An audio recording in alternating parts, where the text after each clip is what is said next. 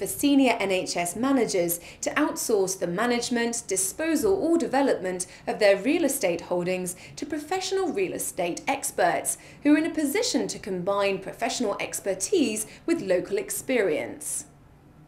NHS managers are often ill-equipped to advise trust directors as they're lacking the essential expertise to setting out all options available from which the trust would benefit. In this programme, we hear from leading real estate and facilities management innovators Altus Group, Interserve and Eon CHP, who highlight the benefits which can be achieved by the introduction of integrated real estate and facilities management within the healthcare sector. We also hear from Dr. David Pension, Director of the NHS Sustainable Development Unit, which provides leadership, support and policy input to ensure the NHS is the leading public sector organisation in promoting sustainable development and mitigating climate change. The future is very positive. We absolutely have got to be positive about this. Not because the alternative is, scary. It's just that for the health service, there are so many good opportunities for making a sustainable healthcare service. It's not as if we've got to do this despite delivering a cost-effective healthcare today. A high-quality healthcare system is entirely compatible with a sustainable healthcare system. Sustainability will be the catalyst that will actually drive many of the changes that many of us have been trying to put together for decades. But the onus, the economic onus of sustainability will give us that impetus, I think, to deliver really good changes for patients, really good at promoting health, preventing illness, taking care closer to home, making care much more cost effective, and ultimately making it a better society for us all to live in. And that's what the health service was set up to do in the first place. And 60 odd years later, it's doing a really good job at doing this. And sustainability, climate change is yet another challenge. And I'm absolutely convinced we'll meet that challenge head on and we'll end up with a much better health service. The Altus Group is a leading global provider of independent professional real estate consulting and advisory services. We do this by combining local intelligence, data, and technology to provide our clients with solutions and information to help them reach the right decisions. We have 50 offices around the world in 11 countries, including the UK, Canada, the US, Australia, the Far East, and the Middle East. Recently, we've grown by a number of strategic acquisitions, including in the UK, a leading chartered surveying company. We advise on all real estate needs, including minimizing your property overheads, the planning, design, and construction of new facilities, and particularly in the long-term capital planning of facilities. Altus's clients are a mix of private and public sector, including banks, financial institutions, pension funds, governments, and asset managers and real estate developers. Capital planning is a business process which looks at managing scarce capital funding against future needs of all types of asset. That can be capital funding for renewal projects, functionality, regulatory or strategic. Capital planning can assist with the good management of assets both in the short and long term, sustaining them for future generations. Our web-based total capital planning solution is TCPS enables organisations to do a number of things. Firstly, identify, cost, prioritise, approve and execute capital plans to optimise the use of scarce capital. In its simplest terms, the process of capital planning involves taking an inventory of your assets and storing them on a web-based database. We then apply a level of life cycle and cost information to that asset, which creates events and projects. Those events and projects can then be prioritised to create your capital plan. The proper investment of capital is integral to trusts and their operational strategies, particularly given the ever-increasing squeeze on available capital. This is particularly true with an NHS trust given the age of their estates and their infrastructure. This can often create conflicts in terms of prioritisation against available capital. Fundamentally, healthcare providers want to provide safe, reliable and effective healthcare, and managing the estate is key to this. There are a number of benefits of using a capital planning technology. Firstly, and I think one of the main benefits, is that you're capturing your whole inventory of your asset base. And that asset base can be your buildings, your facilities. It can also be linear assets such as roads and pipes, sewers, things like that. And it can also be fleet, vehicles and equipment. A second benefit is a capital planning technology helps you with your decision-making process, and it helps you allocate scarce funds of capital. There are some other benefits with using a capital planning technology. First of all, you're getting a live view of your data and your assets. It's not a book, it's not a spreadsheet, it's a live view of your assets, and you can see what's happening day to day with those assets. You can manage your projects, the resulting projects that come out of a capital plan, and you'll have hundreds of those in a given year. You can manage those within the system and automatically update the system once your projects are finished. The process to do that is automated, and it's a very efficient process, and that's because it's a database, it's not a spreadsheet. You can do things very quickly, and that can save you time and money. You can attach information to your assets within the database as well. Things like drawings, maintenance manuals, things like that can all be attached to the assets. So you can go in and you can take a quick look and see what's happening with each of your assets. And finally, I think the final benefit I would mention is that you can use capital planning technology as a basis for a focused condition assessment. And typically that's done on an engineering approach where people will go and look at the asset. And what you get is a book at the end of the day that says, here is the condition of your asset. The difference with the capital planning technology is that you do that within the database. And you have that information there, and it's a very structured way for you to undertake condition assessment. And you can do that either with your own staff, or you can use outsourced engineering staff. Capital planning is fundamentally a process and technology-driven discipline. Our TCPS technology has been developed over the last 15 years and is very much based on process. Now, technology like this can actually be implemented very quickly. We don't need to go and visit each of the buildings. We can do a lot of work through a process of modeling. And we can actually interview some of your staff within the buildings, and typically they're the experts in what's happening within that particular building. The output is a series of graphic reports, and we try and keep these reports very simple. They're 1 or 2 pages, and they have pictures. And these are the kind of reports that financial people within your organization will very quickly grasp and understand. And what all of this does at the end of the day is helps you with your decision support in terms of how you deploy your capital over the future. The health sector faces some overwhelming challenges today. In the past, some of the capital shortfalls have been covered by preventive maintenance schemes. This is a strategy that probably is not going to work in the long term. And what ultimately happens is service levels within the health sector will be impacted. I think it's likely we're going to see continuing capital shortfalls over the short to medium term. Our TCPS technology is a very cost-effective way to help you plan for the future of your facilities. We do this firstly by helping you to understand the future liabilities, and those liabilities are the projects that you're going to be carrying out over time. Given that you have limited capital funding available, we help you to prioritize those projects. We know that fossil fuels are going to be restricted in future because they're going to become less available. The price will therefore rocket, and we know that. So we see examples of that. The good thing about that is it stimulates us to be more innovative in where we get our sources of energy. Now, none of these are going to be free, but they may well be much more renewable energy. Now, renewable energy still costs because we have to convert it from sun or wind or wave power. That we're quite moderately well blessed with in this country, which is we're very lucky in that sense. So we have to get very good at using our bargaining power. So the NHS spends millions of pounds on energy. So in terms of being a public sector exemplar, we should be using our buying power within the National Health Service to stimulate the renewable energy business in this country. That's quite challenging, actually. It's not quite as simple as it sounds, because the NHS is largely a set of quasi-independent organisations, 300 or 400 of them, and we seldom use our buying power as much as we possibly could. So there's great potential for doing that. So that's one issue. The other issue, which ties in with that, is that the NHS, or how the NHS behaves as an organisation, sends out very powerful signs to the public.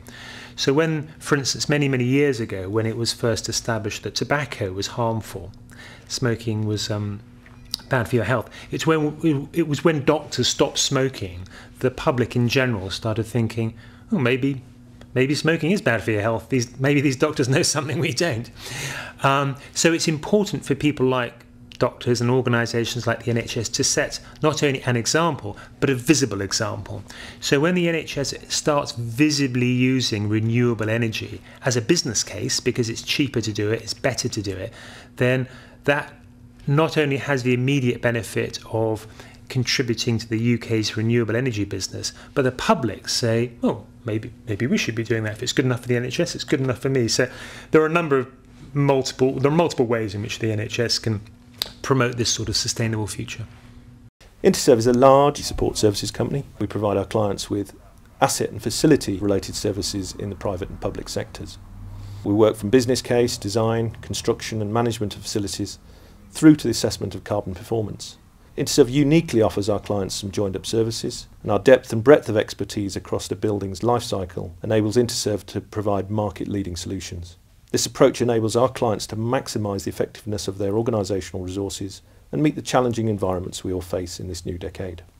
Within healthcare, Interserve has established itself as a key player. With 2,000 dedicated healthcare staff, we work to provide optimal facility solutions for our partner trusts. We work closely with these healthcare partners to set new quality standards in the patient environment, and we constantly strive to develop and shape our services to make them better suited to staff and patient needs. Sustainability is key in the planning and operation of modern and efficient healthcare facilities. Sustainability is obviously driven by that which is around us. There's a huge government drive in terms of moving sustainability policy forward and delivering on sustainability goals. The underpinning policy is around a better quality of life and securing the future, and what that's about is ensuring we provide for the needs of today without compromising the needs of the future. The NHS is the biggest employer in the UK. The NHS is by far the largest carbon producer within the public sector. It produces 25% of all carbon. To meet the targets, it's got to reduce its carbon emissions year on year by 3%. So the NHS must take the lead. We now have some tools to assist us in improving the carbon reduction. One of those is the BREEAM energy targets, and that's the Building Research Establishment Standards Toolkit for healthcare now, and that helps and gives us a solid platform to measure and monitor ongoing energy consumption and energy usage. We've got a team of dedicated carbon and energy specialists, and we've got a team of dedicated healthcare specialists. Putting those two together creates a unit which can really help a healthcare organisation plan its way forward in terms of meeting its sustainability targets. 3% year on year till 2050. Interserve provides a range of services across the built environment. We design, we build, we operate facilities. We also finance those and provide infrastructure support. At UCLH in London, we're providing FM services there. At Christie's Hospital in Manchester, we're providing construction and design services. Freeman Hospital in Newcastle, we're providing FM services. Currently, we have 50 projects underway with the NHS throughout the UK, England, Scotland and Wales. The future is about joining those services up. It's using the skills that we have within the whole asset life cycle, and that will then provide the NHS with a partner who can really help them deliver on their efficient and effective healthcare facilities. Interserve is working with a number of trusts on sustainability. It's on everybody's agenda at the moment. Let me give you some examples. At Malvern, we're providing a new community hospital there, and it's a very exciting design which we've integrated sustainable solutions into the very essence of that design solution. We've got a combined heat and power unit which uses waste heat to power the heating and ventilation systems. We've got ground source heat pumps on that facility, and we've got photovoltaic cells that are built into the roof structure. All that giving a very high quality, patient-focused building, but one which has very solid green credentials. We've worked with them to look at their waste management, at their transport policies, water usage. All of these things go together now to create a sustainable building for the future. Interserve supports high quality care in the sector. Through joined up services, we're making a real difference to the environment in which patients and staff are now working within the NHS. We have a dedicated team. We have 2,000 people whose day-to-day work with the NHS. We're a learning organisation. We can work with you on individual schemes and individual projects. Interserve is ready and willing to provide these joined-up services, working in partnership with trust organisations to meet the challenging financial conditions that lie ahead for us in this next decade. It's important to understand how a health service uses its resources, and especially uses their resources in a way that's sustainable. So if you measure the carbon footprint, which is one way of looking at sustainability, if you measure the carbon footprint of a large organisation like the health service, you'll see it's divided into various chunks like energy and transport and buying materials. Energy is a particularly interesting one because we can measure energy very easily, just like we can at home, because we get a bill for it. And it's very important because it's one of the things you can measure and thus manage. So anything that's measurable is manageable. So energy innovations like combined heat and power, which is used quite extensively in the health service, is really good when it's used properly and when it's titrated against the need of a hospital. And the health service has invested many tens of millions of pounds in putting in that new sort of technology over the last 10 years, which has been a great success. However, there's much more that can be done. For instance, many other countries in the world have a lot of combined heat and power, which are essentially little mini power stations inside hospitals, but they don't use it with their communities. So, for instance, in Stockholm, many big hospitals have combined heat and power, and it's used to heat cinemas and schools and housing estates within the city. Now, that's had a radically positive influence on helping the citizens of Stockholm reduce their per capita carbon footprint. So we've done well in this country, but we could do even more. The other thing that's important about energy measurements is that energy is only about 1/5 of the carbon footprint of the NHS, which is quite small. When you ask most people, they'd say, well, it's the majority, but it's not. It's quite a relatively small fraction. It's big in absolute terms, but it's a relatively small fraction. So it's great that we're making headway on energy, because that's what you can measure and what you can manage and you can see progress, and we've done that. But actually there's still 4/5 of the NHS carbon footprint, which is much more challenging to both measure and manage, which we've got to get to grips with pretty soon, because we've got fairly ambitious targets if we're going to be compliant with the government's Climate Change Act to reducing emissions by 80% by 2050. E.ON UK are one of the UK's leading integrated power and gas companies. We generate and distribute electricity and retail power and gas, and we're part of the E.ON Group, the world's largest investor-owned power and gas company. With mounting pressure on hospitals and other healthcare facilities to reduce their energy bills, coupled with the need to reduce their carbon footprint, E.ON UK develop and supply combined heat and power systems, which when added to existing generation equipment makes good financial sense. Combined heat or power, or CHP, is the use of a single technology to produce both heat and power.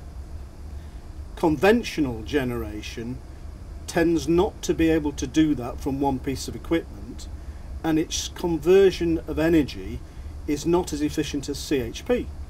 CHP can be up to 90% thermal efficient. E.ON CHP own a number of CHP assets around the UK. Over the last 15 years we've invested nearly £500 million in CHP schemes, and we own and operate these for various clients such as chemical works, paper mills, NHS schemes. There's a number and a range of clients. The NHS is one of the largest employers in Europe, and particularly here at Queen's Medical Centre, which is the largest hospital in the UK. It's really important that they play their part in reduction of carbon. We have this target of 60% reduction by 2050, and CHP with its high thermal efficiency is a key component to allow the National Health Service to meet its carbon reduction targets. It needs, I think, to be and is setting the standard for this in this area. Our CHP plants provide over 570 megawatts of electricity to our clients and nearly 1,000 megawatts of heat. CHP, as part of the UK infrastructure, supplies around 6% of the total electricity in this country, and the government's latest figures suggest that there is a potential heat demand of 10 gigawatts in the UK So there is plenty of places where CHP can continue to be developed and used in this country, and it's a key part of meeting our carbon challenge. Queen's Medical Centre is a shining example of forward thinking in using CHP to meet our carbon challenge, and I think there's plenty of room for other hospitals and health authorities to follow suit in this country. As well as having the CHP scheme here at Queen's Medical Centre, we have a similar size scheme at St James Hospital in Leeds. It's run on a very similar basis. We also have a similar size plant supplying heat and power to a company called New Farm in Bradford. These tend to be the smaller end of our CHP business, and we have a number of other plants up to 300 megawatts supplying various other clients around the UK. E.ON UK are well placed to help the NHS in meeting its carbon target. We're very keen and eager to work with people like the NHS, being inventive as possible in meeting this very difficult challenge, but a challenge I do believe is possible to meet. And we can be as inventive as possible in trying to meet that challenge. It's not an easy challenge, but we're well placed and we're very keen and eager to be able to work with people like the NHS to make CHP a key part of the strategy going forward. We work with the NHS on many levels. The operators here are employed by QMC, Queen's Medical Centre, and we work very closely together at all levels in the relationship we have with the NHS. So here at QMC, as you can see, the QMC staff operate this asset, but we're well placed to offer them support. So if the plant has a technical issue, our guys are on call and will attend site as soon as they can. In addition, we're also looking at ways of improving the carbon performance of this plant even now it's installed. So we have done several modifications over the years that have taken the plant on to improve it even further. Here at E.ON UK we're very proud of the fact that we were the first to install a CHP scheme at an NHS site. And we think there's a great deal to be gained from exploring potential opportunities in other assets as well. You know, CHP is a fantastic way of helping this country to try and meet the challenge of carbon going on into the future. And personally, that's an issue that's got to be close to everybody's heart. And we're very proud to work alongside the NHS and many other organisations in meeting this challenge. There is huge potential, and we'd encourage anybody interested in playing their part and being more cost effective, because this is a cheaper way of providing heat and power, to come and talk to us, because we feel we can play our part and help anybody in this challenge. The role of real estate and facilities management in the delivery of effective healthcare is linked to the growth in facilities management in the NHS. Research has shown the benefits achieved by the introduction of integrated facilities management. The cultural changes resulting from the 24-hour society in which we now live bring new challenges and opportunities. I'm Georgina Burnett, and you've been watching NHS Real Estate and Facilities Management.